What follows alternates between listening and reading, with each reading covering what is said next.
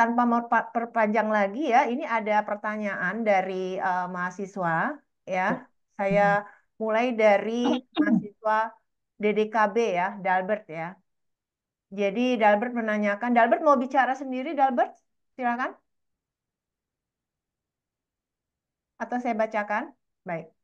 Izin Pak Zaman, dia bertanya. Karena Pak Zaman memiliki pengalaman di bidang startup, bagaimana Bapak Zaman menanggapi fraud yang terjadi di salah satu startup di Indonesia? Dan ini cukup menurunkan moral dari beberapa pekerja startup di Indonesia yang baru merintis dan berkembang. Menurut pendapat Pak Zaman, bagaimana supaya individu-individu yang baru merintis Hmm. dan mengembangkan startup tidak patah arang, Pak, dan terus melaju karena kejadian yang saya sebutkan di atas? Terima kasih, Pak Zaman. Mungkin itu Hmm. satu dulu, Pak. Silakan, Pak. Langsung, oke, baik Ya. Ibu. Oke ya, saya sedikit banyak memahami dan tahu juga kondisinya kebetulan founder yang dimaksudkan itu juga satu teman kami lah ya. Kami saya kenal baik dengan beliau. Terlepas apapun yang kondisi yang terjadi hari ini, saya mendoakan semua pihak ya, mendoakan untuk para karyawannya pun juga cukup banyak ya yang di layoff itu sampai 90% dari 1.800 jadi tinggal 180. Kondisinya pun juga simpang siur versinya. Tapi paling nggak kita semuanya hari ini bisa mengambil insight ya, apa kira-kira hikmah yang bisa kita ambil hari ini. Nah, pertanyaan Mas Dalbert tadi cukup bagus ya. Apa yang kira-kira bisa kita lakukan ya, teman-teman sekalian?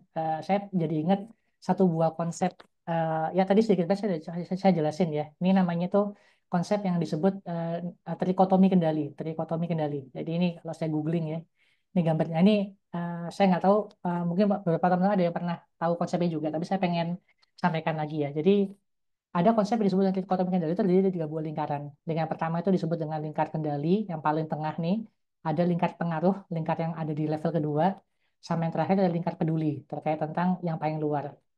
Apa contoh-contohnya masing-masing? Nah, saya contoh lingkar peduli ya. Nah, lingkar peduli itu contohnya kayak gini nih. Misalkan tadi apa Pak Prabowo menekan Inpres 1 2025 terkait tentang efisiensi anggaran. Kira-kira teman-teman sekalian punya kendali nggak untuk bisa melakukan itu? Kan nggak tahu ya.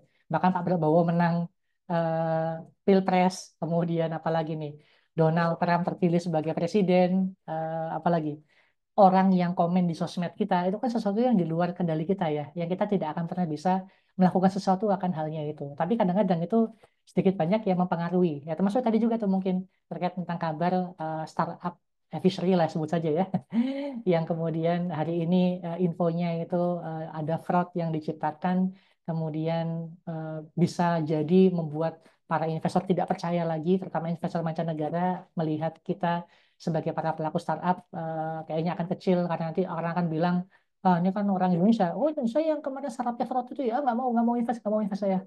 Kalian orang timur tapi sudah tidak punya rasa yang bisa dipercaya lagi, misalkan begitu ya. Itu kan kadang-kadang membuat kita, wah bener gak ya? Tapi itu adalah hal yang di luar kendali kita kan. Itu lingkar peduli kita. Maka ya kunci untuk kita bisa terkait tentang hal-hal dalam lingkar peduli adalah jangan habiskan energi atau atensi kita di sini kan ya. Karena tadi kita nggak pernah bisa melakukan apa-apa di sana kan ya. Nah, sedangkan lingkar pengaruh ini adalah orang-orang yang lingkar atau lingkup yang kira-kira masih bisa kita pengaruhi. Contoh, misalkan keluarga kita.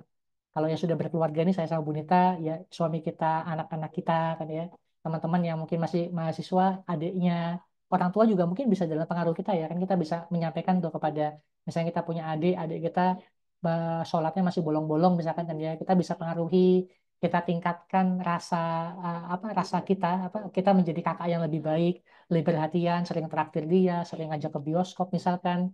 Pas kemudian kita udah bisa menyentuh hatinya, maka kemudian dek sholat dong dek, dek kamu begini dong dek, yang baik dong sama orang tua dan segala macamnya.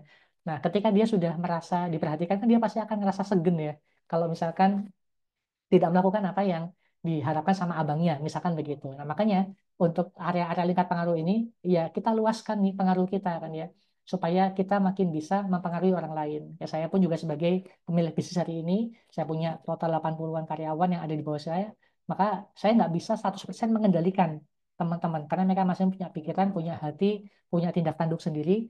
Ya, tapi saya bisa meluaskan pengaruh saya dengan entah bisa melakukan menegur atau kemudian membangun bonding dengan teman-teman, meningkatkan benefit yang baik dan segala macamnya, sehingga teman-teman bisa lebih convenience, lebih nyaman, lebih comfort, dan kemudian kita bisa menyampaikan pengaruh apa yang ingin disampaikan terkait tentang visi perusahaan atau tentang apapun.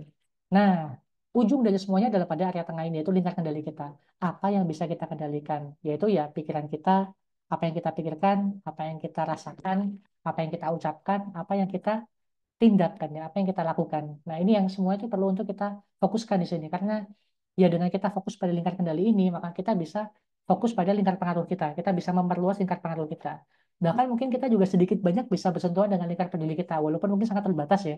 Nah, tapi paling enggak dengan kita tahu nih, case tadi misalkan terkait tentang startup yang fraud kan ya. Oke, ya pertama kita perlu untuk accept ya, accept and embrace kondisi itu. Ya mau gimana lagi? Mau marah-marah sama foundernya startup tersebut? Mau ngapain juga kan nggak bisa. Udah terjadi sekian banyak, bahkan ada orang-orang yang mungkin lebih marah daripada Mas Dalbert kan, para karyawannya yang tiba-tiba ujuk-ujuk di layoff segitu banyak kan ya. Ya itu tugas kita ya menerima, accept and embrace, memeluk itu semuanya, terus fokus. Oke, kalau misalkan memang banyak investor yang nanti mungkin ya, walaupun sebenarnya kan juga banyak ya kejadian-kejadian yang lebih parah sebenarnya saya lihat ya. Kayak misalkan dulu di Amerika itu kan juga ada beberapa startup kayak WeWork, terus yang dulu tuh kisah penipuan apa sih saya lupa dulu, sel darah merah ya kalau nggak salah.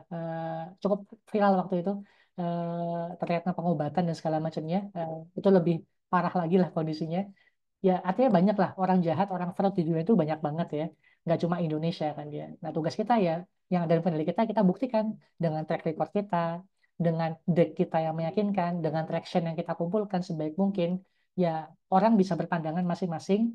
Setiap orang itu memang ya benar dengan pikirannya masing-masing, tapi sekali lagi dengan kita fokus pada apa yang ada dari kita, memperkuat portfolio kita, memperkuat line up dari tim kita yang terbaik, kemudian kita juga fokus pada traction yang terus kita perbaiki dan segala macamnya, ya kita tetap approach mereka. Setelah kita sudah melakukan semaksimal mungkin apa yang ada dalam kendali kita, ya udah kita serahkan kepada Tuhan, kepada Allah, kira-kira apapun pendapat mereka pada kita. Tapi saya yakin lah ya, yang namanya usaha itu selama kita melakukannya dengan baik, dengan yang terbaik, insya Allah pasti akan ada jalannya. Kalau dalam Islam itu ada ayat yang namanya walladzina jahadu fina lanahdiyannahum subulana. Barang siapa yang dia itu bersungguh-sungguh, eh, niat keras, usaha keras, maka pasti akan ditunjukkan jalan-jalannya. Itu sih kalau beli saya ya, Mas Albert ya, fokus pada apa yang ada dalam lingkar kendali kita. Mungkin begitu, Bu Nita. Ya, baik Pak. Pak Zaman kita langsung ya ke pertanyaan berikut Pak ya. Ini dari Muhammad Irsyad Ramadan ya, DDKC. Terima kasih Pak Big Zaman, materinya sangat edukatif. Saya mau bertanya Pak, tadi Bapak sempat menyatakan bahwa perusahaan Bapak beberapa waktu lalu sempat merugi akibat kondisi yang memang tak dapat dikendalikan. Hmm. Sebagai seorang leader Pak, langkah apa saja yang Bapak lakukan dan sifat seorang leader apakah yang dipakai di situasi tersebut Pak, sampai-sampai telah kembali recover saat ini? Terima kasih sebelumnya Pak. Silakan Pak. Cukup panjang ya kalau disampaikan secara umum. Tapi secara umum tadi sudah disampaikan sedikit banyak. Pertama ya tanggung jawab dulu, Pak. Apapun yang kita, apapun dilakukan oleh tim kita, ya itu adalah tanggung jawab kita kan ya. Ya, kok bisa? Kan yang salah dia, bukan saya gitu kan ya. Kita kan begitu kan. Awalnya juga sempat denial tuh kan ya. Kok bisa kan ya? Karena masih ingat banget waktu itu dituntut sedemikian rupa. Saya masih ingat banget itu juga pas banget waktu lagi pandemi 2020. Jadi pas pendapatan tuh lagi drop-dropnya banget juga. Kemudian kita kena one prestasi juga di saat itu. Tapi ya sudah, memang begitulah kondisinya. Akhirnya ya saya hadapi dengan baik-baik. Setiap ketemu sama CEO-nya, ketemu sama klien tuh, ya kita hadapi dengan baik-baik. Kita sampaikan tidak ada sedikit pun maksud untuk kita untuk menyakiti hubungan dan segala macam yang ada. Jadi ya kita maksimalkan sebaik mungkin. Akhirnya kita ngobrol tuh dengan baik. Kita pun juga coba untuk solve hole security hole-nya kita tutup. Kemudian kita kasih beberapa extra effort kan dia untuk bisa kita perbaiki. Alhamdulillah dari klien kita itu dia melihat usaha yang kemudian kita lihat, angka yang tadi sekitar 700 juta tuh alhamdulillah tuh kurang tuh, berkurang karena melihat niat baik kita ya. Akhirnya mereka tuh mendiskon lah kurang lebih cuma sekitar 200 jutaan lah kalau nggak salah waktu itu kan ya. Dan alhamdulillah kita bisa selesaikan ya cuma sekitar setengah tahun lah sudah bisa kita recover lagi waktu itu dan sudah selesai. Jadi intinya memang kalau kita berada dalam kondisi-kondisi yang tidak sesuai dengan harapan kita kan ya, kemudian belum ada, bahkan even kita ditipu sekalipun ya, kayak tadi saya juga cerita, kita itu ada kondisi-kondisi banyak itu kita memungkinkan tuh kita ditipu sama orang lain. Nah ini kalau nasihat guru saya yang lain juga tuh beliau pernah bilang kan ya, uh, beliau pernah bilang gini, kalau walaupun kita tuh orangnya baik ya, kita kan selalu punya niat, kita selalu punya niatan baik, kita tidak pernah berniat untuk menzalimi orang lain. Tapi kok tiba-tiba ada orang tuh yang nipu kita kan ya. Nah guru saya tuh pernah bilang, you are too naive if you think tiger will not eat you because you don't eat tiger. Saya ulang kan ya. Jadi you are too naif, kamu terlalu naif kan ya. Kalau kamu berpikir tiger will not eat you, tiger lu nggak akan memakan kamu gara-gara kamu nggak akan makan, gara-gara kamu nggak makan tiger, gara-gara kamu nggak makan macan kan kita kata begitu. Jadi memang yang namanya takdir yang nggak enak itu ya satu paket dalam kehidupan kita. Kalau dalam filosofi Muslim kan juga setiap hidup itu kan adalah ujian kan ya. Jadi ya udah, yang penting adalah respon kita itu apa dalam kondisi itu kan ya. Makanya kan ada kata responsibility ya. Itu kan sebenarnya singkatan dari responsibility atau kemampuan untuk merespon.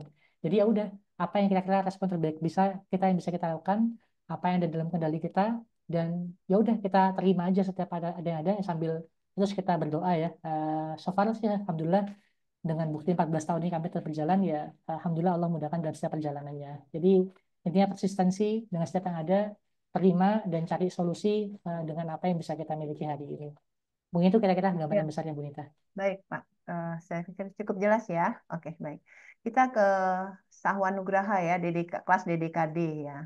Terima kasih Pak Zaman atas insight-nya. Di dalam presentasi Bapak tadi saya notice terdapat referensi dari buku The Founder's Dilemma ya. Apakah saya boleh mengutip materi yang sama? Wasserman juga membahas bahwa para founder sering kehilangan kendali ketika menerima pendanaan dari investor besar.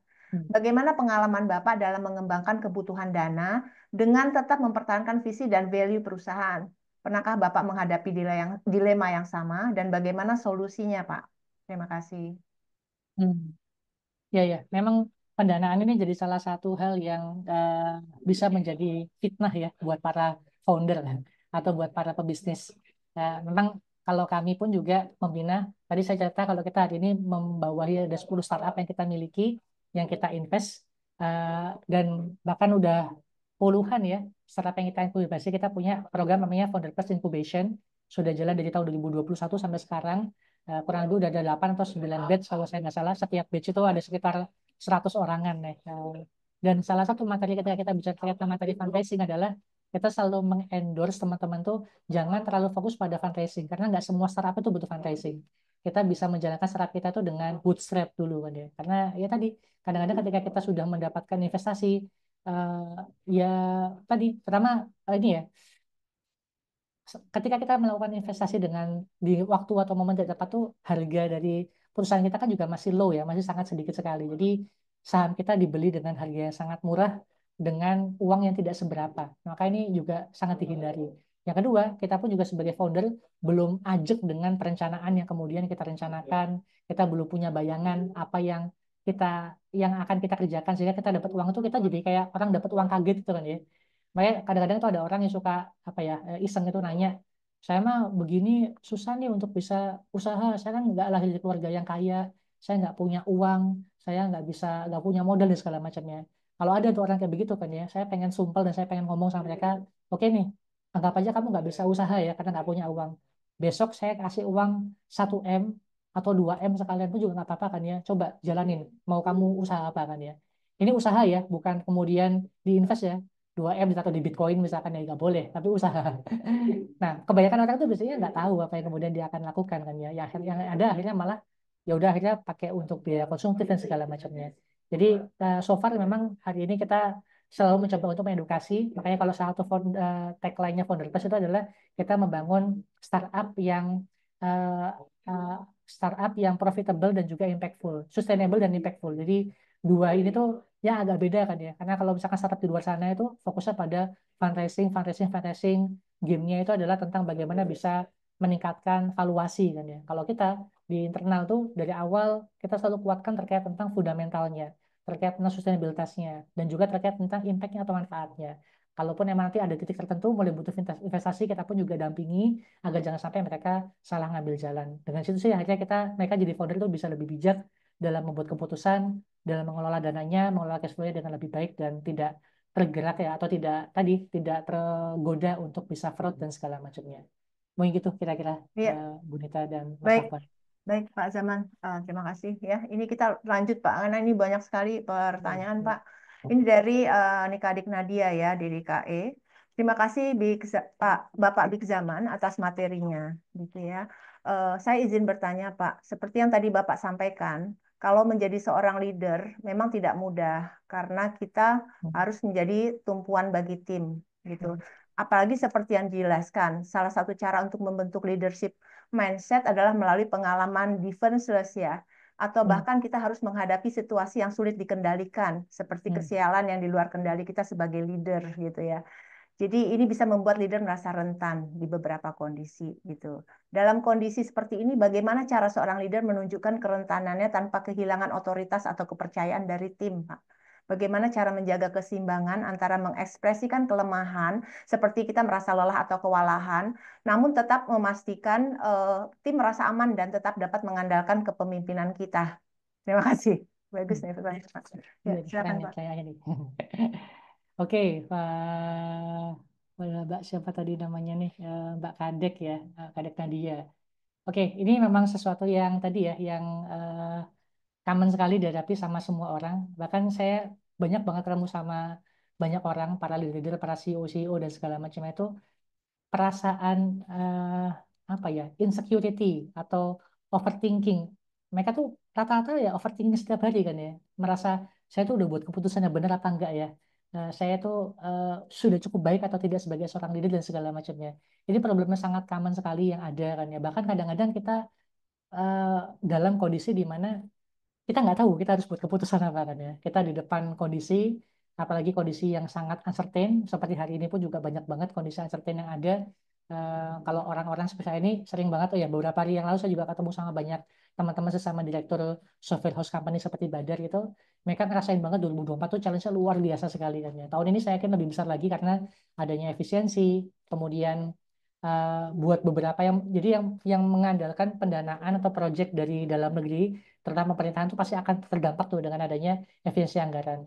Yang punya proyek seperti Badar, kita punya beberapa klien dari UN, dari luar negeri, dari internasional, itu juga kemungkinan terdampak karena kalau teman-teman baca berita kan Presiden Trump itu beliau sejak penjabat kan mengurangi sejumlah donasi untuk beberapa lembaga-lembaga sosial kayak USAID, kemudian beberapa NGO UN dan segala macamnya juga. Nah, itu pasti berdampak tuh pada beberapa program-program sosial yang ada dan perusahaan-perusahaan yang kualinya itu dari hibah-hibah dari perusahaan-perusahaan atau NGO internasional pun juga pasti akan merasakan kondisi yang ada. Nah, bagaimana kemudian bisa menghadapi kondisi itu? Ya, jawaban singkatnya adalah ya pertama kita perlu ini uh, belajar untuk belajar untuk baik pada diri kita sendiri kan ya. Belajar untuk lembut pada diri kita sendiri. Kenapa? Karena memang kita akan ada kondisi yang seperti ini kan ya. Selalu kita itu akan di, ditekan dengan kondisi tim yang punya ekspektasi yang tinggi, dengan kondisi yang ada di luar sana. Perlu banyak banget yang kemudian harus kita sesuaikan. Maka di sini kita perlu untuk accept and embrace kan ya. Memang kemampuan kita saat ini ya masih di level itu. Kita masih perlu untuk bisa belajar banyak, kita memang masih bisa salah, kita masih punya banyak kondisi-kondisi yang masih belum sesuai dengan harapan kita, dan itu nggak apa-apa kan ya. Kita leader itu juga manusia biasa kan ya. Kita bisa salah, kita bisa dan beberapa buku yang saya baca pun juga apa menunjukkan vulnerability kita sebagai leader pun juga terkadang itu kita butuhkan kan ya. Tentu ada konteksnya kan ya, ada beberapa batasan-batasan yang perlu kita lakukan, tapi eh, itu jauh lebih baik daripada kita being fake, kita merasa baik, kita merasa merasa benar dengan setiap apa yang kita lakukan kan ya. Nah kalau buat teman-teman yang suka nonton bola nih kan ya, saya tuh lagi suka nonton bola. Klub favorit saya tuh sekarang lagi hancur, namanya klub Manchester United. Ada yang tahu klub MU atau fans MU di sini? Nah, cuma yang saya suka ini ya pelatih yang sekarang. Ini kemarin habis kalah sama Tottenham 1-0. Nah, pelatihnya MU sekarang itu namanya Ruben Amorim. Dia kan leader dari timnya ini kan ya. Eh, Pelatih sebelumnya itu namanya Erik ten Hag nih. Nah, Amorim itu ketika dia konferensi pers itu dia tuh selalu openness saja, transparan. Dia menyampaikan kalau memang timnya ini masih banyak banget kekurangan, kurang latihan, masih banyak banget kondisi-kondisi tidak sesuai dengan harapan yang dimiliki saat ini kan dia. Itu beda banget dengan pelatih sebelumnya yang dia tuh selalu kayak padahal udah kelihatan banget waktu lagi pertandingan tuh MU-nya keserang terus, kebobolan terus, sering blunder. Tapi ngomongnya kayak ngomong pertandingan yang berbeda kan ya. Oh, permain kita bagus kan ya. Kita sudah menciptakan beberapa peluang, kita mendominasi pertandingan. Kalau kita sebagai yang nonton apa hanya mendominasi kan ya.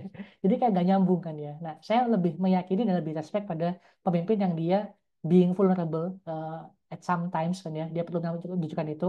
dia sharing kepada kita, walaupun dia clarity dia terkait namanya perusahaan ini tuh dia belum bisa 100% terbayang kan dia mau dibawa kemana, tapi dia share itu kan ya, dia menyampaikan itu pada orang-orang tertentu yang kemudian bisa dia percaya kepada timnya. Dan along the way, saya yakin selama kemudian kita menyampaikan, kita pun juga menitipkan knowledge tersebut pada orang-orang yang kita percaya di perusahaan kan ya. Dan orang-orang ini pengalaman saya biasanya akan lebih punya ownership yang berbeda karena dia merasa mendapatkan keterbukaan dari para pemimpinnya dan ikut serta untuk sama-sama mencari solusinya. Itu sih gambarannya ya. Tentu nanti secara detail akan cukup banyak bayangannya, tapi being vulnerable buat saya nggak masalah dan nggak apa-apa selama kita tahu dosis dan juga toleransinya sampai sejauh mana. Tapi tentu tidak mengurangi tugas kita sebagai seorang pemimpin terus mencari tahu, terus explore apa solusinya dan segala macamnya. Tapi penting bagi kita juga untuk menjadi lembut pada diri kita sendiri. Nggak apa-apa kalaupun memang kita salah, nggak apa-apa kalau kita memang masih belum baik, masih belum tahu semuanya, tapi kita tahu apa yang kita tuju dan kita sedang going towards to that vision atau that goals. Begitu kira-kira Mbak Nadia, mudah-mudahan menjawab. Oke, baik ya. Kita lanjut Pak ya dari Arkazaki Atala ya, dari kelas DDKF, sorry. Banyak pemimpin sukses mengatakan bahwa kerja keras tanpa kenal lelah adalah kunci untuk mencapai puncak, Pak. Namun, di era sekarang semakin banyak diskusi mengenai pentingnya work-life balance. Sebagai seorang pemimpin dengan pengalaman membangun startup, bagaimana Bapak melihat posisi hustle culture dalam membentuk pemimpin masa depan? Apakah Bapak percaya bahwa sukses harus selalu datang dengan pengorbanan besar terhadap kehidupan pribadi? Kemudian dari pengalaman Bapak, bagaimana cara terbaik untuk menyeimbangkan antara menjadi pemimpin yang tegas tetapi tetap memiliki sisi humanis yang kuat, Pak? Banyak pertanyaannya. Banyak. Betul. Iya, Oke, oke. oke, Eh, silakan, Pak. Singkatnya ya mungkin ya. Ya. Jadi gini, saya meyakini kalau misalkan emang hidup itu tidak punya buat kerja ya. Mungkin setiap orang punya mindset yang berbeda kan dia. Ada satu buah buku yang bagusnya saya share dikit ini. Saya pernah share di materi saya yang lain kan ya tentang ini. Jadi ada buku tuh namanya The Three Alarms sih. Ini yang nulis itu namanya Dr. Eric Partaker nih ya tentang A Simple System to Transform Your Health, Wealth and Relationship Better ini sini ya bukunya kan ya. Nah, ini satu konsep yang beliau tekankan adalah terkait tentang tiga buah alarm ini adalah health, wealth sama relationship kan ya. Jadi ini buku ini tercipta itu ada satu buah kondisi di mana Eric Partaker ini beliau tuh entrepreneur sangat sibuk sekali dan segala macamnya kan ya. Tiba-tiba dia tuh lagi di pesawat mau datang ke satu buah meeting, tapi somehow tiba-tiba waktu dia di atas pesawat itu, dia tuh terkena serangan jantung. Dia ngerasa banget jantungnya tuh kayak sakit sekali, panas sekali, dan dia ngerasa kayaknya dia tuh udah mau lewat lah kira-kira begitu kan dia. Ketahuan lah tuh sama awak kapal, karena ini kan pesawat jet pribadi kan ya, langsung turun tuh di satu buah bandara mendarat tiba-tiba Erik Parakat ini dilarikan secepat-cepatnya ke rumah sakit di negara atau di kota tersebut.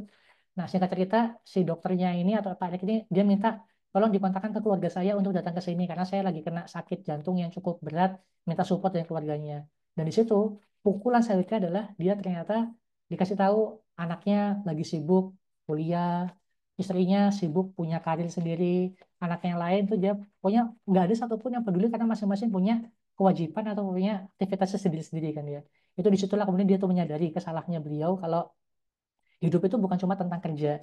Hidup itu bukan cuma terkait tentang hasil tadi kan ya, tapi ada area-area yang perlu untuk diperbaiki kan ya. Nah, kalau kata beliau, ya tadi area health, kesehatan, area wealth atau area tadi ya aset kekayaan yang perlu dimiliki sama area relationship. Kalau saya sebagai seorang yang beragama Muslim, saya menambahkan satu buah dimensi lain yaitu dimensi spiritual kan ya. Nah, maka ya ini yang perlu untuk kita seimbangkan.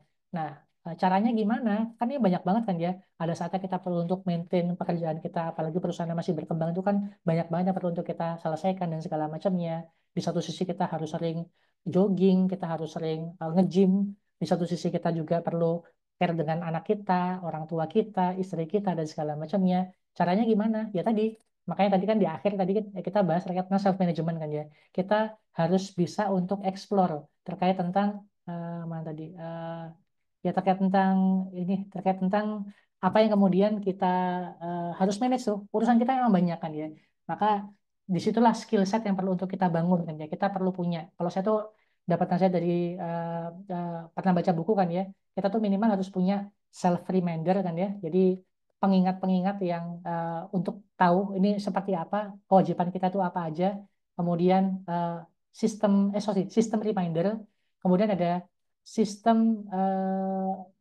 support sama sistem charging nih. Jadi ada yang area di mana kita tuh punya reminder untuk tahu setiap aktivitas kita tuh apa aja yang perlu untuk kita jalani. Biasanya itu dengan setiap pekan, kalau saya tuh punya weekly planning kan ya. Saya tuh membagi dalam beberapa aktivitas kehidupan. Saya sebagai seorang ayah, saya sebagai seorang CEO, saya sebagai seorang aktivis dakwah, saya sebagai seorang aktivis masyarakat. Jadi masing-masing punya tujuan-tujuan. Jadi kita tahu apa yang perlu kita lakukan, bukan cuma terkait dengan pekerjaan aja. Ada sistem charger, ada saat-saatnya kita perlu untuk mencharging diri kita. Kalau kita sebagai seorang muslim perlu datang kajian. Kalau kita sebagai seorang aktivitas masyarakat, kita perlu ketemu sama Pak RT, ketemu warga dan segala macamnya. Itu yang masing-masing perlu kita lakukan. Jadi in short saya akan sampaikan tidak ada, kita pasti sibuk, kita pasti banyak aktivitas, tapi bukan berarti kita tidak bisa memanage semuanya. Ini tentang masalah prioritas, tapi jangan lupa semua itu penting dan perlu sama-sama kita jaga agar tidak sampai overlapping satu dengan yang lainnya. Mungkin gitu kira-kira Ibu. Ya, baik. Oke, terima kasih Pak Zaman. Ini kita langsung saja ya karena ada pertanyaan berikut ya dari Ida Bagus ya dari DDK kelas internasional ya Pak KKI Pak. Hmm. Saya izin bertanya, banyak orang mengatakan bahwa menemukan passion itu penting, tapi di sisi lain ada juga yang percaya bahwa passion tidak ditemukan, melainkan dibangun. Dalam konteks berbisnis, sulit bagi pemula untuk menemukan passion mereka, terutama untuk menentukan industri apa yang akan mereka tekuni. Fokus industrinya di mana, maksudnya seperti itu. Ditambah Hmm. kurangnya pengalaman dan koneksi. Berdasarkan pengalaman Bapak, bagaimana cara Hmm. efektif untuk menemukan atau mengembangkan passion dalam bidang yang akan kita tekuni Pak sebagai pemula nih mahasiswa mau tahu passionnya di mana seperti apa Pak kiat-kiatnya Hmm. cara efektifnya ya Oke. silakan. Eh, ya memang banyak ya pembahasan terkait tentang passion ini ya.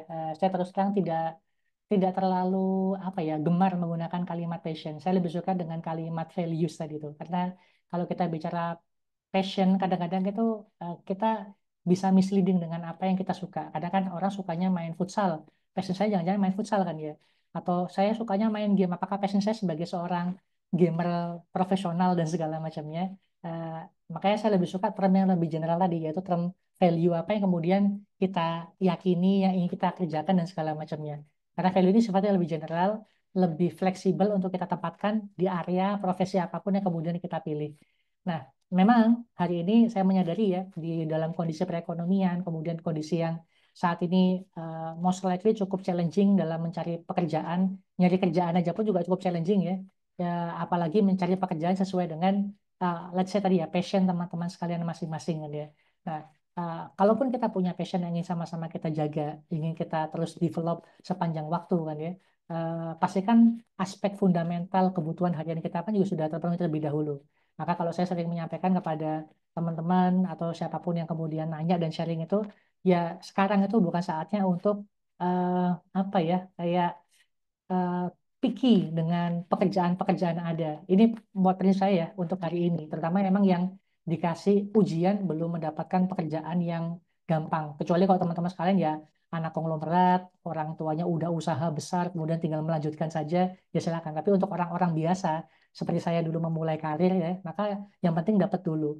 Yang penting kita cari dulu apa yang kira-kira bisa kita jadikan pegangan dulu along the way, ketika kita udah punya backup, ketika kita sudah punya eh, apa ya saluran utama, revenue utama yang menjadi sumber utama kehidupan kita. Mulai di situ kita mulai mendevelop apa yang menjadi hobi kita, apa yang menjadi kegemaran kita, apa yang menjadi passion kita kan ya. Pertama mulai dari yang sifatnya sosial dulu, kita mulai dari yang kecil-kecil dulu, yang sifatnya iseng-iseng, kemudian kita kemas dalam bentuk portfolio, mulai kemudian kita berkontribusi dalam bentuk komunitas-komunitas yang kira-kira relevan dengan passion kita kan ya. Baru pelan-pelan kita mulai jadikan itu sebagai side hustle kita, tetap tapi punya pendapatan utama, pekerjaan utama, profesi utama yang bisa menghidupi kita dan keluarga. Baru ketika kita merasa sudah titik yang tepat, kita bisa mulai switch sebagian-sebagian atau betul-betul sepenuhnya kita menjadikan passion kita sebagai pekerjaan utama kita. Tapi ya tadi, kalau kita berpegangan pada values ya, yang sifatnya lebih umum, yang lebih general, itu akan lebih fleksibel buat saya pribadi ya. Apapun pekerjaannya itu akan tetap bisa terwadahi dengan values yang kita miliki. Itu sih. Tapi intinya jangan terlalu picky dan jangan terlalu tadi ya sombong dengan kerjaan-kerjaan atau aktivitas atau pilihan yang ada saat ini, karena yang paling penting utamanya adalah survive terlebih dahulu, baru kemudian kita bisa mengembangkan apa yang kita suka. Mungkin begitu, Ibu. Baik. Seiring nanti makin profesional, kita punya bargaining position makin tinggi. Begitu ya Pak Betul, Zaman ya. betul, betul Oke, banget, Kak. baik. Terima kasih insight-nya Pak. Baik Pak, ini dari Karina Utari ya, kelas Hmm, DDKF. Sebelumnya terima kasih Pak atas Pak Zaman atas materinya. Saya izin bertanya Pak, seperti yang Bapak jelaskan tadi bahwa beberapa waktu yang lalu Bader Interaktif mengalami kerugian akibat investasi yang ternyata merupakan yang dengan nominal yang cukup besar ya, sekitar 14 miliar yang seperti Bapak nyatakan tadi. Dalam situasi seperti ini, langkah apa yang diambil oleh Bapak sebagai seorang co-founder untuk mengatasi kerugian tersebut gitu ya, apalagi sekarang Bapak CEO ya. Bagaimana Bapak menjaga stabilitas perusahaan baik dari sisi finansial maupun moral tim, serta apa hmm, strategi ke depan untuk memastikan hal serupa tidak terulang kembali, Pak?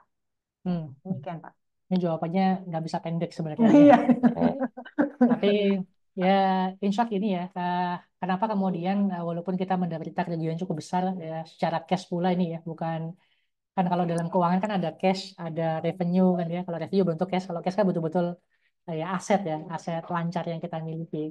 Ya, alhamdulillah kita sudah punya perencanaan. Jadi kan kalau dalam kaidah manajemen keuangan kan pertama mulai dari yang paling aspek fundamental dulu, kemudian area-area yang kemudian menjadi apa ya? Kalau dalam manajemen keuangan pribadi kan kayak asuransinya, proteksinya, baru kemudian area investasinya. Jadi pasti kita sudah menjaga mana area working capital yang kita terus jaga jangan sampai diotak-atik karena ini ya nafasnya atau darah dari utama dari perusahaan yang jangan sampai disentuh. Apa kalau bahasa uang investasi itu uang panasnya ya, jangan sampai dipegang-pegang, uang belanja lah kalau kata ibu-ibu ya, yang ada otak-atik. Kemudian proteksi juga kita sudah siapkan. Nah, emang area investasinya tadi ada sebagian dan cukup besar tadi areanya kemudian qadarullah tertakdirkan demikian. Jadi memang perlu dimulai dengan mindset atau ya skill juga sih, skill manajemen keuangan yang baik. Itu yang kemudian bisa menyelamatkan kami nggak all in semuanya, semua aset ditaruh di sana semuanya. Kalau iya ya pasti udah wassalam nih Badal di saat ini kan. Itu yang pertama. Jadi makanya itu kenapa pentingnya ilmu ya. Itu kita sebelum belajar ini teman-teman FBB seharusnya sih udah punya basic ini semuanya ya, punya basic keuangan yang baik. Jadi harusnya bisa belajar lebih baik kalau ya walaupun teman-teman hari ini mungkin banyak dengerin influencer kayak Timothy Ronald dan segala macamnya yang udah all in aja all in Bitcoin dan segala macamnya teman-teman harusnya udah lebih lebih dewasa lebih mature ya dalam melihat ini bahwasanya yang namanya rezeki apalagi Bitcoin itu ya masih naik dan turun dengan segala kondisinya saya sih menyarankan tetap diversifikasi yang ada. Nah, sisanya ya berarti kalau misalkan kita kehilangan sebagian, bagaimana cara untuk bisa menjaga stabilitas tadi ya. Sisanya ya tetap kita sampaikan moral tim dan segala macamnya kita sampaikan kalau kita ditipu, kita lagi dapat apa ya biaya sekolah nih misalnya biaya sekolah sebesar sekian yang akan jadi pelajaran sangat mahal buat kita karena kita keinget banget kan ngerasain uang 14 M itu kan nggak enak ya kerasa gitu kan ya kalau dibeliin bakso mungkin 1 GBK itu lumayan tuh wah kuahnya sama baksonya tuh bisa lumayan penuh tapi ya nggak apa-apa ya itu namanya bisnis ya tadi saya udah bilang juga tadi yang pertanyaan sebelumnya setiap leader bisa salah setiap leader pernah salah buat keputusan dan itu nggak apa-apa kan ya yang paling penting adalah seberapa jauh kemudian kita bisa melangkah lebih baik lagi kan atau belajar dari kesalahan tersebut itu yang kemudian membedakan kita antara orang yang kemudian menyerah atau berhenti gitu aja sama yang menjadi orang yang kemudian terus berjalan dengan prestasi yang kita miliki itu sih ya sisanya kalau yang lebih baik lagi ya tentu kita udah punya checklist sekarang ini checklist prudent investment jadi gimana supaya kita bisa menjaga investasi kita betul-betul tahu kita hanya invest pada apa-apa yang kita ketahui kemudian kita betul-betul ngecek nggak cuma laporan keuangan di atas kertas ini pun juga pelajaran di advisory kan para investornya itu cuma baca laporan kertasnya aja ya saya nggak tahu sih gimana tipisnya kan tapi kok bisa sampai nggak kebaca tuh apa fraud yang cukup jelas penggelembungan tadi itu kalau kita case kita dulu tuh kita dapat laporan keuangan kita dapat mutasi rekening tapi kita nggak betul-betul nyari tahu tuh ini setiap pemasukan itu uangnya dari mana sih kita lihat logikanya tuh dapat gak sih uang kayak segini tuh dari mana flow-nya dan segala itu kita nggak sampai sana cuma ngeliat doang oh ada nih aktivitasnya rekeningnya dipakai lancar bukan cuma uang penampungan ada duit sekian M kan biasanya kan kalau beberapa orang yang nggak cantik mainnya kan yang penting ada uang di rekening tertimpa segini kan ya tapi cash flow-nya ada cuma kita waktu itu emang kurang detailnya adalah setiap aktivitas itu masing-masing ini dari siapa orang ini siapa uangnya dari mana perjanjiannya yang mana itu yang kita kemudian kurang prudent di sana itu jadi pelajaran mahal sih buat kami jadi buat teman-teman ya sekali lagi investasi itu penting kan ya, tapi manajemen keuangan kita juga jauh lebih penting, punya proteksi, punya diversifikasi yang perlu kita jaga, dan ya salah, bangkrut itu adalah sebuah konsekuensi ya. Ya kita tanggung jawab dengan setiap keputusan kita. Yang penting kita tetap nggak boleh trauma dan coba lagi apa yang kemudian opportunity yang masuk dan akan kita sambut kembali. Gitu kira-kira Ibu. Baik, terima kasih banyak Pak Zaman. Pak Zaman, ini ada ucapan terima kasih dari salah satu dosen BDK, Ibu Lili Sudartio, Pak. Terima kasih banyak Hmm, atas sharingnya Pak Big Zaman. Yang paling berkesan adalah ketika Bapak sebagai leader bisa memainkan kompleksitas antara sukses dan bahagia, gitu ya Pak. Oke, baik. Terima kasih ya sama-sama Bu Lili. Bu Lili. Baik. Kemudian saya izin Pak, ada sedikit lagi pertanyaan dari mahasiswa, dari Ahmad Adrian ya, DDK KKI kelas internasional. Saya izin bertanya Pak, bagaimana cara kita menumbuhkan responsibility mindset dalam diri dan bagaimana cara kita menghadapi konsekuensi dari setiap keputusan yang telah diambil Pak, sebagai pemimpin terutama jika terjadi buruknya keputusan yang kita ambil. Terima kasih Pak, materinya sangat inspiratif dan bermanfaat. Sama. Tadi udah kita sampaikan ya pada saat pemahaman materi, mindset itu tidak bisa dipelajari begitu saja dengan kita baca buku, dengerin seminar seperti ini, kemudian langsung, wah saya udah hebat, saya udah responsibel dengan semuanya. Jadi itu perlu dibentuk dengan catatan Malaka tadi kan ya, terbentur, terbentur, terbentur, terbentuk. Jadi kita perlu merasakan dulu tuh, tampolannya dulu. Ya, untuk kita bisa punya mindset yang betul-betul prudent kayak tadi, mungkin emang perlu terbentur dulu dengan kerugian 14 miliar. Kita perlu bisa merasakan yang namanya apa responsibility terhadap tim itu, ya mungkin kayak tadi kisah Badr, kita perlu ada biaya sekolah kerugian ratusan juta dulu untuk satu buah eh, isu keamanan yang kemudian kita kena musibahnya pada saat itu. Jadi ya bukan berarti kemudian saya minta Mas Rizky untuk Mas Ahmad Adjani untuk rugi dulu dan segala macam ya kan ya. Ya tentu kita nggak berharap, kita pengennya hidup kita kan lurus saja kan ya, enak-enak aja dan segala macamnya. Ya fungsinya sharing seperti ini kan nantinya kita coba untuk belajar dari pengalaman orang lain. Oh ternyata pernah loh ada orang itu yang rugi. Oh ternyata ada loh pernah orang itu yang ya kena kondisi musibah seperti ini segala macamnya. Mudah-mudahan ini bisa meningkatkan awareness Mas Ahmad dan seterusnya yang tadi untuk bisa lebih baik lagi. Tapi memang yang akan sangat terasa, yang akan sangat betul-betul membentuk adalah ketika kita merasakan tadi difficulties tadi itu, yang akan will make us better ya, not make us bitter. Jadi itu akan ada saatnya kita mengalami episode-episode kehidupan yang seperti itu. Tugas kita bukan malah terpuruk kan ya. Ada sebuah quotes yang bagus tuh dari ini, film SpongeBob. Ya. Ada yang suka nonton film SpongeBob ya. Dan tuh ada SpongeBob yang bentuknya kotak spon itu. Dia punya teman baik namanya Patrick. Patrick itu kan yang bentuknya kayak bintang kan ya. Jadi saya tuh pernah inget, ini terkait tentang konteksnya terkait tentang ini ya, persistensi ya. Tidak mudah menyerah dengan setiap kondisi yang ada ketika kita menghadapi masalah. Dalam satu buah kondisi itu si SpongeBob pernah curhat sama Patrick. Patrick, Patrick, aku tidak bisa membuat Krabby Patty. Patrick, aku tidak bisa memenali tali sepatuku. Patrick, Patrick. Pokoknya SpongeBob waktu itu dia tuh diceritakan lagi kacau lah kehidupannya. Dia lupa cara bikin Krabby Patty, hamburger yang dia biasa masak. Dia lupa cara untuk nali sepatu kan ya. Tapi kemudian si Patrick tuh dengan sangat kerennya, yang kita tahu ya, mungkin yang pernah nonton tuh Patrick yang naudzubillah gobloknya seperti itu.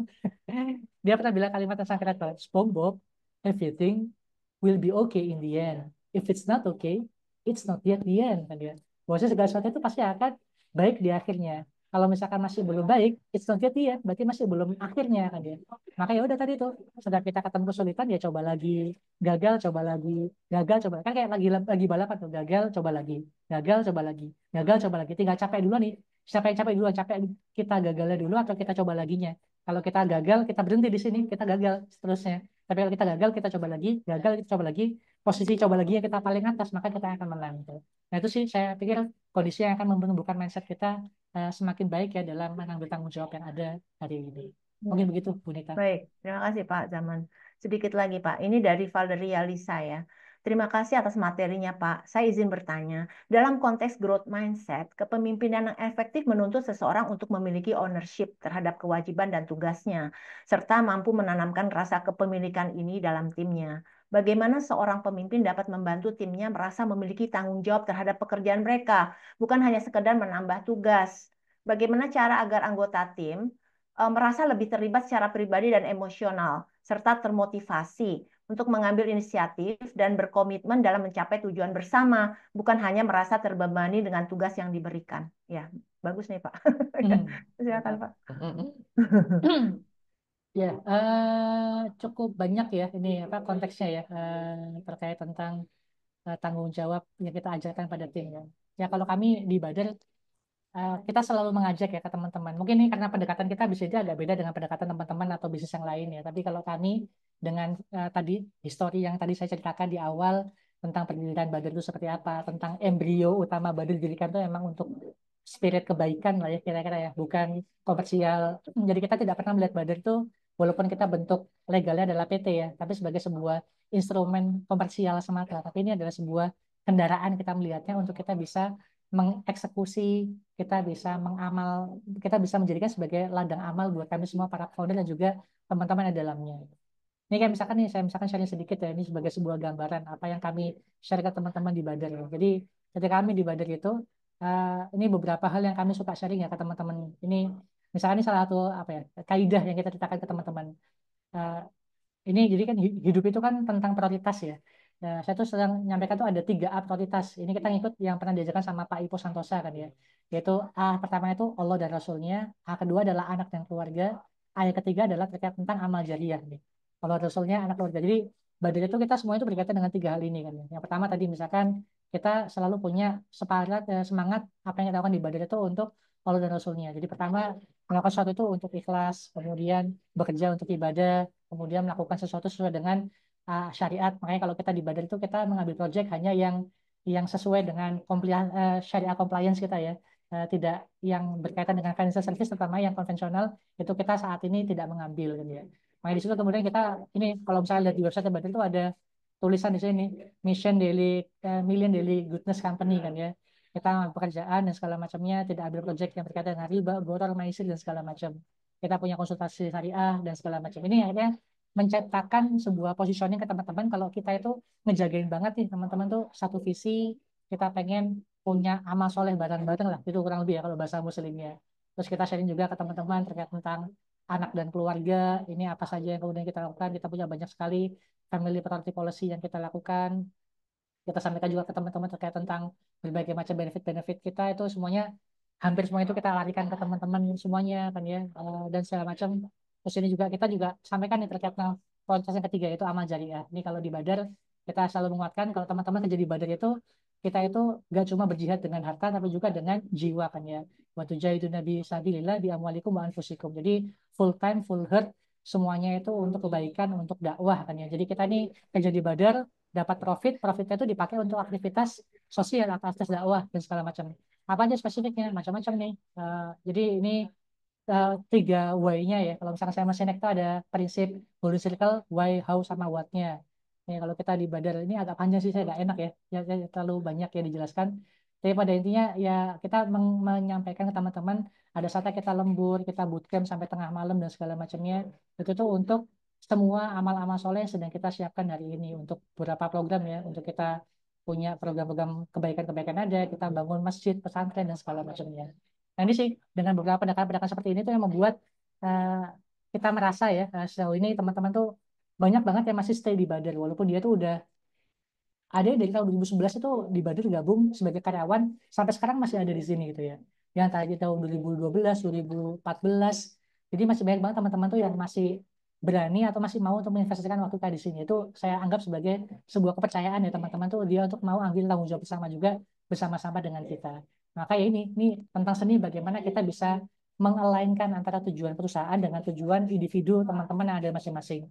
Untuk case Badar, kita karena punya kesamaan value terkait dengan kesamaan value keislaman, maka kita ngerasa itu jadi hook yang baik dan so far teman-teman sepakat dengan itu semuanya kalau kerja di Badar itu bukan buat mengayakan saya nih di sini mengayakan teman-teman founder yang lain, tapi memang untuk kebaikan untuk amal soleh kita bareng-bareng. Bedanya cuma beda posisi doang. Saya sebagai direktur, yang situ sebagai programmer, yang situ sebagai sales, yang satu sebagai orang finance, tapi kita semua menjadikannya sebagai sebuah kendaraan bersama. Nah, jadi mungkin hikmahnya adalah bagaimana seninya untuk bisa mencari kesamaan prinsip yang bisa digunakan, yang semuanya sepakat untuk teman-teman merasakan ini bukan cuma sebagai beban, tapi ini sebagai sebuah sarana kita untuk bisa menuju goals teman-teman sekalian masing-masing. Mungkin itu kira-kira Bu Nita. Baik, Pak Zaman, terima kasih. Pak, satu lagi, Pak, pertanyaan terakhir, Pak, dari Dava Ahmad Aslam ya, kelas DDKI. Terima kasih banyak Bapak Big Zaman atas materinya. Saya ingin bertanya Pak sebelumnya. Saya ingin follow up pertanyaan dari Nadia di atas tadi. Saya setuju bahwa terlihat vulnerable dan sincere pada suatu titik memang bisa menampilkan ketulusan dan menarik rasa simpati dari tim yang kita punya. Tapi apakah Bapak pernah sebelumnya ada di posisi di mana Bapak memang sedang bersaing dan mungkin Bapak di posisi yang kurang memungkinkan untuk menang? Jikalau Bapak bersikap rapuh di situasi tersebut, bukankah tim Bapak juga akan ikut berkurang semangatnya dalam kompetisi yang Bapak lakukan? Terima kasih Pak Zaman sebelumnya. Mohon pencerahannya.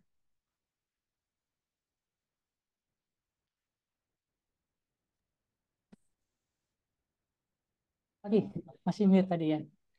Oh Terima iya kasih. Pak. Oh sorry Pak. Iya, saya nggak. Iya silakan Pak.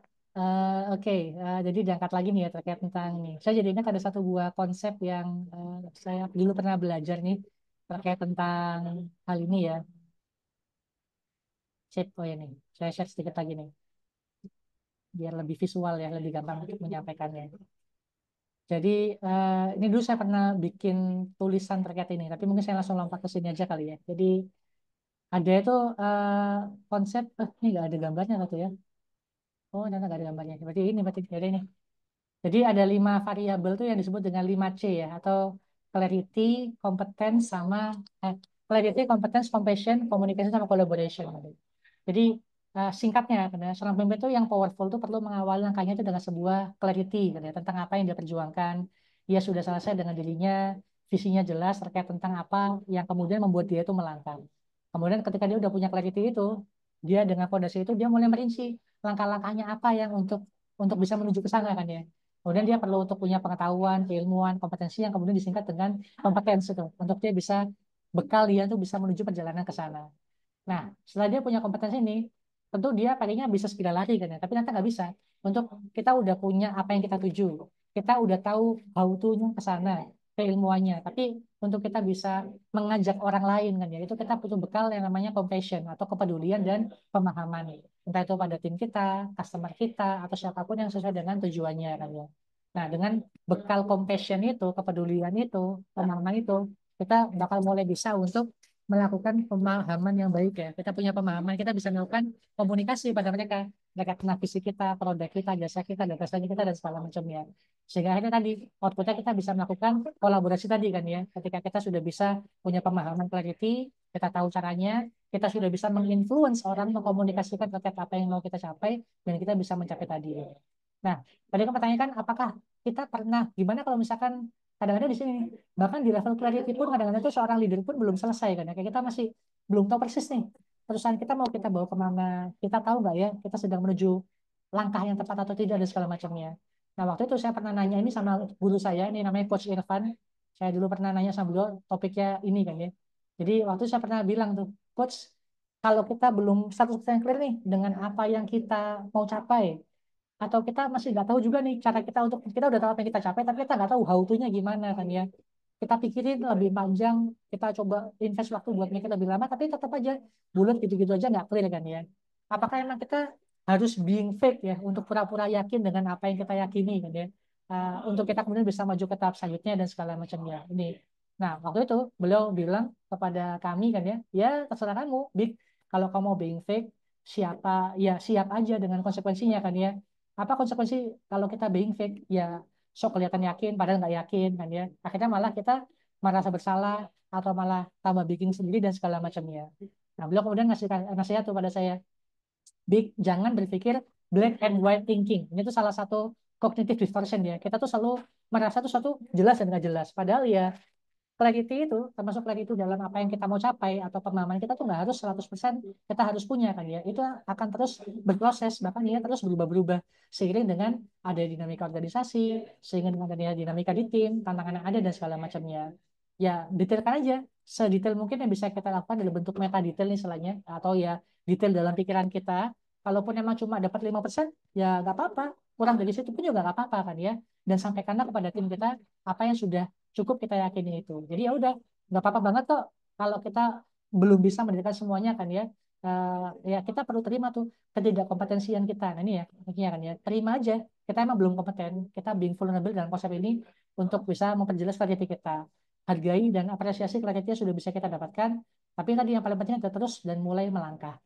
Nah, ini sih bagian yang saya pengen highlight ya. Jadi sekali lagi terkait tentang being vulnerable, kemudian area-area tadi lah dan segala macamnya. Kita pasti sebagai pemimpin itu akan selalu berkaitan dengan area overthinkingan ini semuanya kan ya. Tapi yang paling penting adalah kita harus bisa memaafkan diri kita sendiri. Kita harus bisa menghargai, kita bisa mengapresiasi apapun yang kita miliki saat ini. Karena dengan kita mengapresiasi itu, kita punya possibility, kita punya kans untuk kita bisa melangkah. Kalau kita masih nggak selesai-selesai aja tadi, kita akan jadi being fake, pura-pura yakin pada kita nggak yakin, malah makin masa pertama bersalah, malah tambah bingung dan segala macamnya. So I choose to be sometimes being vulnerable dan terlalu yakin kan ya. Tapi disitulah kemudian kita belajar, kita menerima diri kita tahu level kita sehingga kita bisa meningkatkan step yang akan kita ambil selanjutnya. Mungkin itu kira-kira, Bunita. Ya. Baik, Pak Big Zaman, Pak Zaman, ini dari Bu Mega juga Putri Mega, dosen salah satu dosen DIK mengucapkan terima kasih Pak untuk sharing yang sangat inspiratif. Semoga makin sukses dan berkah ya Pak untuk Bapak dan Bader ke depannya. Itu juga doa dari kami semua Pak. Amin. Terima kasih juga Bu Mega, Terima Bu kasih Mega. Pak Zaman atas sharingnya ya yang sangat bermanfaat Pak bagi kami semua ya. Mudah-mudahan sharing Bapak bisa menjadi inspirasi ya bagi khususnya bagi mahasiswa kelas dasar-dasar kepemimpinan ya. Bagaimana bisa memulai ya Hmm, memiliki yang namanya mindset excellence dari sekarang ya Pak ya nggak harus nanti nunggu jadi mimpin perusahaan seperti Pak Zaman ya Pak. betul, Ibu. Jadi mindset excellent bisa dibentuk dari sekarang ya dengan Hmm, kiat-kiat yang sudah diberikan ya berupa leader mindset dan self management ya. hmm, Ini hmm, memang selaras Pak dengan mata kuliah kami yang mengatakan kita harus mengenali diri kita dulu sendiri ya sebagai seorang leader. Mungkin ada yang mau Bapak sampaikan Pak sebagai penutup Pak closing statementnya. hmm. Ya, anyhow, terima kasih banyak sekali lagi atas kesempatan yang sudah diberikan. Saya nggak tahu kira-kira apa yang bisa diambil dari cuap-cuap barusan ya. Cuma mendoakan mudah-mudahan semua dosen-dosen FEB UI dikasihkan Allah kesehatan dan kemudian keberkahan atas ilmu-ilmunya. Terus semua teman-teman mahasiswa hari ini yang hadir, terima kasih banyak atas waktu yang telah diberikan. Jangan pernah patah arang ya. Kita udah banyak melihat kondisi-kondisi hari ini, kita melihat pemimpin kita melihat banyak juga kode startup yang tadi sudah disampaikan dengan kondisinya. Tentu kita melihat itu bukan kemudian untuk menteladani yang buruknya, tapi kita mengambil hikmah dari setiap kesalahan yang ada dan membentuk diri kita menjadi pribadi yang jauh lebih baik, jauh lebih mapan, jauh lebih mature ya dengan kondisi yang ada. Maka saya berharap banyak nih dari teman-teman sekalian. Mudah-mudahan hari ini teman-teman bisa mengambil sesuatu, satu aja yang teman-teman bisa ambil dan kemudian teman-teman amalkan, teman-teman manfaatkan dan mendoakan selalu ya. Semoga dari 160-an yang masih bertahan nih hari ini nih ada satu dua seorang entrepreneur hebat, seorang pemimpin besar yang kemudian lahir dari sesi hari ini dan insya Allah akan jadi amal jariah nih buat dan ilmu jariah buat para Bu Nita, Bu Mega, Pak Lili dan semua dosen-dosen yang ada hari ini dan mungkin juga buat saya serta jadi amal soleh besar untuk kita semuanya dan juga untuk Fakultas FEBUI juga. Terima kasih banyak sekali lagi Ibu dan teman-teman sekalian. Mohon maaf bila ada kata-kata yang kurang berkenan. Saya izin akhiri. Assalamualaikum warahmatullahi wabarakatuh. Waalaikumsalam warahmatullahi wabarakatuh. Terima kasih Bapak Ibu dosen juga ya, mahasiswa ya. Terima kasih, terutama Pak Zaman. Terima kasih ya. Baik sesi untuk hari ini saya akhiri. Bu Nayunda ada pengumuman Ibu? Cukup Bu Nita, terima kasih banyak Bu Nita dan Pak Zaman dan Baik, Bapak Ibu yang hadir. ya. Terima kasih. Saya akhiri ya. Assalamualaikum warahmatullahi wabarakatuh. Selamat sore.